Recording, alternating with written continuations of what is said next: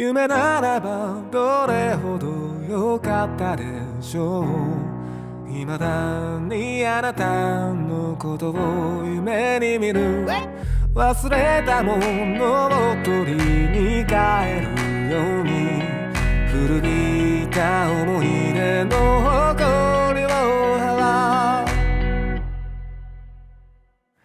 戻らない幸せがあることを最後にあなたが教えてくれた。